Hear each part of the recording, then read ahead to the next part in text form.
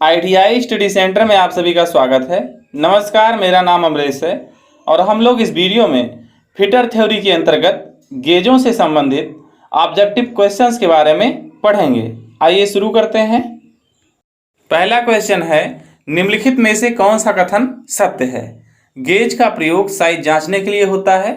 Template का प्रयोग size जांचने के लिए होता है। गेज का प्रयोग साइज मापने के लिए होता है। गेज कंपोनेंट के आकार चेक करते हैं। तो गेज का प्रयोग साइज जांचने के लिए होता है। इसमें ऑप्शन 1 सही है।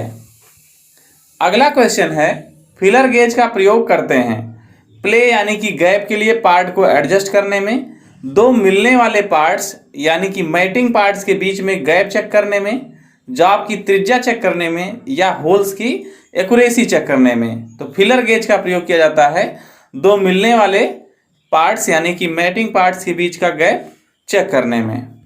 अगला क्वेश्चन है, सेंटर गेज का प्रयोग क्यों किया जाता है? लेथ टूल को उचित सेंटर हाइट पर फिट करने के लिए, चूड़ी की पिच चेक करने के लिए, चूड़ी की फिटिंग चेक करने के लिए, या इनमें से कोई नहीं। तो सेंटर गेज का प्रयोग लेथ टूल को उचित सेंटर हाइट पर फिट करने के लिए किया जाता है। अगला क्वेश्चन है, निम्नलिखित में से किस गेज का प्रयोग लेथ के थ्रेडिंग टूल में 60 डिग्री की चूड़ियों को चेक करने के लिए किया जाता है? Screw pitch gauge, thread plug gauge, centre gauge, या थ्रेड रिंग गेज? तो इसमें सही उत्तर है सेंटर गेज। लेथ टूल को कार्य के साथ सीध में रखने के लिए किस गेज का प्रयोग किया जाता है? Try square, centre gauge, thread gauge, या स्ट्रेट एज? तो इसमें सही उत्तर है सेंटर गेज। यानी कि सेंटर गेज की सहायता से लेथ टूल को जो है वो वर्क पीस के साथ अलाइन करके यानी कि सीध में रखा जाता है। अगला क्वेश्चन है, प्लग गेज जिसमें गो और नो गो सिरा एक ही तरफ हो उसे कहा जाता है? Single ended plug gauge, double ended plug gauge, progressive plug gauge, या कंटिन्यूअस प्लग गेज? तो इस प्रकार के गेज को कहते हैं हम प्रोग्रेसिव प्लग गेज। अगला क्वेश्चन है, प्लेन रिंग गेज से चेक करते हैं टेपर होल, सिलेंड्रिकल भागों के बाहरी व्यास, सिलेंड्रिकल भागों के आंतरिक व्यास, बाहरी चूड़ियों का बड़ा डायमीटर? तो प्लेन रिंग गेज से चेक करते हैं सिलेंड्रिकल भागों के बाहरी व्यास। अगला क्वेश्चन है, टेपर प्लग गेज का प्रयोग करते हैं टेपर होल में, सिलेंड्रिकल जॉब के बाहरी टेपर को चेक करने में, आंतरिक चूड़ियों के छोटे व्यास को चेक करने में, या सीधे होल का व्यास चेक करने में? तो इसका प्रयोग हम लोग टेपर होल चेक करने में करते हैं। गेज किस धातु का बना होता है? Cast iron, cast steel, alloy steel, या माइल्ड स्टील? तो हमारा जो गेज होता है वो एलॉय स्टील का बना होता है। थ्रेड रिंग गेज द्वारा जांचते हैं बाहरी चूड़ियाँ, आंतरिक चूड़ियाँ, सिलेंड्रिकल जॉब की बाहरी चूड़ियाँ, या जॉब की आंतरिक चूड़ियाँ? थ्रेड रिंग गेज द्वारा हम बाहरी चूड़ियाँ जांचते हैं। टेपर रिंग गेज द्वारा जांचते हैं बाहरी चूड़ियाँ, आंतरिक टेपर चूड़ियाँ, बाहरी चूड़ियाँ, या आंतरिक चूड़ियाँ? तो टेपर रिंग गेज द्वारा हम लोग बाहरी टेपर जो है ये चेक करते हैं। बड़े आंतरिक व्यास को चेक करने के लिए किस गेज का प्रयोग किया जाता है? Small hole gauge, telescopic gauge, plug gauge, या स्नैप गेज? तो इसके लिए हम लोग टेलीस्कोपिक गेज का प्रयोग करते हैं। प्लग गेज में गो साइड का व्यास बराबर होता है जॉब के वास्तविक साइज के बराबर, जॉब के बेसिक साइज के बराबर, जॉब के न्यूनतम साइज के बराबर, या जॉब के अधिकतम साइज के बराबर? तो ये होता है जॉब के न्यूनतम साइज के बराबर। गेज को रखने के लिए मानक तापमान क्या है?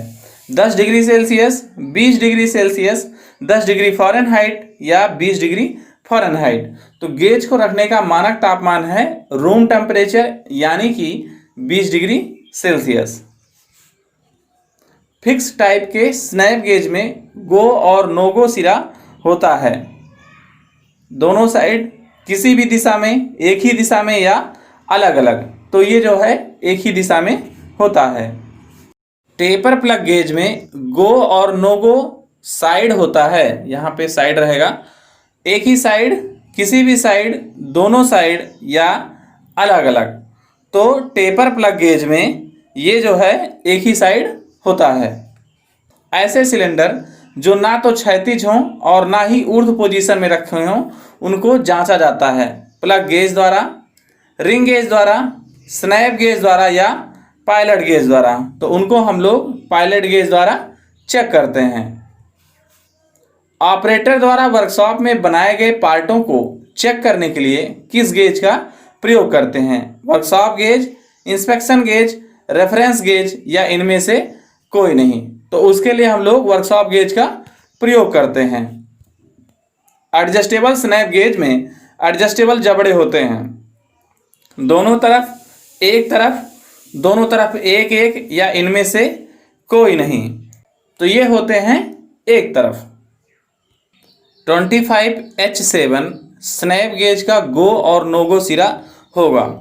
अब अगर जो है यहाँ पे ये वाला साइज दिया हुआ 25H7, इसके लिए आपके पास एक चार्ट उपलब्ध होता है। वहाँ पे आप लोग H7 के लिए कितना जो है टॉलरेंस रखा जाता है, उस हिसाब से इसकी गणना करते हैं। तो इसमें जो सही उत्तर होगा वो होगा 24.958 गो और 25.023 नो गो सिरा। 25H7 स्नैप गेज का साइज होगा। तो इसके लिए भी हम चार्ट में देख के इसका साइज जो है निकालेंगे। इसमें सही उत्तर है 25.002 गो सिरा और 24.977 नो गो सिरा। अगला क्वेश्चन है, मिलने वाले पार्टों के बीच के गैप को मापते हैं डायल गेज द्वारा, गो गेज द्वारा, फिलर गेज द्वारा या कैलिपर गेज द्वारा। तो इसके लिए हम लोग फिलर गेज का प्रयोग करते हैं। रिंगिंग करने से पहले स्लिप गेज की सतह को साफ करते हैं। मुलायम लिनन क्लॉथ से, सांभर चर्म से, ए या बी दोनों या इनमें से कोई नहीं। तो ए या बी दोनों इसमें सही हैं। वर्कशॉप में सामान्यतया किस ग्रेड के स्लिप गेज का प्रयोग किया जाता है? ग्रेड 0, ग्रेड 1, ग्रेड 2 या इनमें से कोई नहीं। वर्कशॉप में ग्रेड 2 के स्लिप गेज का हम लोग प्रयोग करते हैं। स्लिप गेज की कठोरता होती है 63 HRC से ज़्यादा, 58 HRC, 55 HRC या 50 HRC। तो जो हमारा स्लिप गेज होता है इसकी कठोरता होती है 63 HRC से ज़्यादा। ग्रेड 1 के स्लिप गेज प्रयोग किए जाते हैं ऑपरेटर द्वारा वर्कशॉप में, इंस्पेक्शन रूम में, उपरोक्त दोनों या इनमें से कोई नहीं। तो ग्रेड 1 के स्लिप गेज इंस्पेक्शन रूम में प्रयोग किए जाते हैं। इंडियन स्टैंडर्ड के अनुसार स्लिप गेज के किस समूह का प्रयोग किया जाता है? 81 पीस, 112 पीस, 120 पीस या 130 पीस। तो इंडियन स्टैंडर्ड के अनुसार हम लोग 112 पीस वाले स्लिप गेज का प्रयोग करते हैं।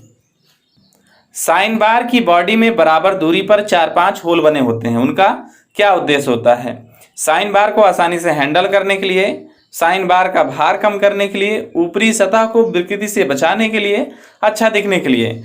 तो ये होता है साइन बार को आसानी से हैंडल करने के लिए। साइन बार किस मानक लंबाई में उपलब्ध नहीं होते हैं? 100 mm, 200 mm, 250 mm या 300 mm। तो साइन बार 300 mm लंबाई में उपलब्ध नहीं होते हैं। बाकी सारी लंबाई में जो दी हुई है इसमें साइन बार पाए जाते हैं। रेफरेंस गेज की एक्यूरेसी होती है 0.05 mm, 0.01 mm, 0.001 mm या 0.0001 mm। तो रेफरेंस गेज की एक्यूरेसी होती है 0.01 mm। स्क्रू थ्रेड माइक्रोमीटर द्वारा मापते हैं major diameter, minor diameter, pitch diameter या पिच। तो स्क्रू थ्रेड माइक्रोमीटर द्वारा नापते हैं पिच डायमीटर। रेफरेंस के लिए किस थ्रेड वाले गेज का प्रयोग करते हैं? ग्रेड 2, ग्रेड 1, ग्रेड 0 या ग्रेड 00। तो रेफरेंस के लिए हम लोग ग्रेड 00 वाले गेज का प्रयोग करते हैं। ITI स्टडी सेंटर की वीडियोस देखने के लिए धन्यवाद। अगर आपको हमारे द्वारा दी गई जानकारी अच्छी लगती है, हमारा चैनल सब्सक्राइब कीजिए, हमारे वीडियोस लाइक व शेयर कीजिए। धन्यवाद।